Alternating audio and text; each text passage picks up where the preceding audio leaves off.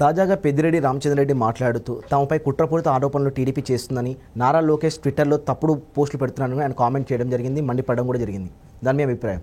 ఒకటి, పెద్దిరెడ్డి రామచంద్రరెడ్డి గారు ఈరోజు మీ గురించి ఎవరు తప్పుడుగా పోస్టులు పెట్టడం లేదే. మీరు ఈరోజు దేశం వదిలి వెళ్ళిపోతా ఉన్నారు. మీ టిప్పర్లన్నీ ఎందుకు ఖాళీ చేస్తూ ఉన్నారు? దాని గురించి అడిగితే మీకు భయం ఎందుకు? గుమ్మడికాయలు దొంగలు ఎవరంటే భుజాలు తడుముకున్నట్టు మీకు భయం ఎందుకు వేస్తున్నాయి? మీరు ఓడిపోతున్నారు కాబట్టి ఈరోజు ఏమంటే దిగజారి మాట్లాడుతూ ఉన్నారు ఈ పెద్దిరెడ్డి రామచంద్రారెడ్డి గారు. ఈయన ఇప్పుడు రాష్ట్రంలో ఈ 5 ఏళ్ల ప్రభుత్వంలో జగన్మోహన్ రెడ్డి గారితో సమానంగా స్కాములు చేసిన వ్యక్తి పెద్దిరెడ్డి రామచంద్రారెడ్డి గారు. ఇసుక ఈరోజు తడ దగ్గర నుంచి రాయలసీమ మొత్తం నుంచి గోదావరి జిల్లా వరకు ఇసుక మాఫియాలో మీ పాత్ర లేదా?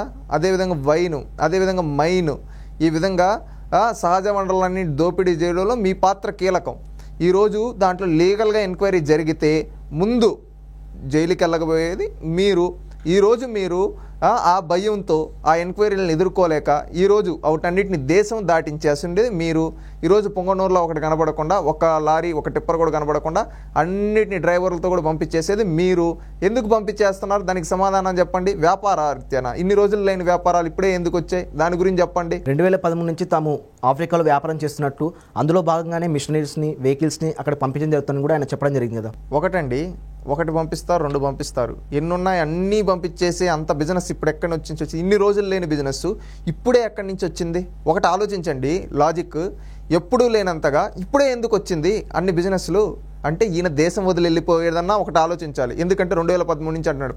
ఇంక ఈ దేశంలో మనం ఉంటే ఇంకా ఈ న్యాయ వ్యవస్థ ద్వారా ఇవన్నీ ఎదుర్కోలేమని దేశం వదిలన్నా పారిపోతూ ఉండాలి. రెండోది, ఇక్కడ రేపు ప్రజలు ఈయన ఏంటంటే ఎంతోమంది పొట్టగొట్టాడు. రేపు ఆ ప్రజలు వాటిని స్వాధీనం చేసుకుంటారన్న భయంతో అన్నా దారి మళ్ళించి ఉండాలి.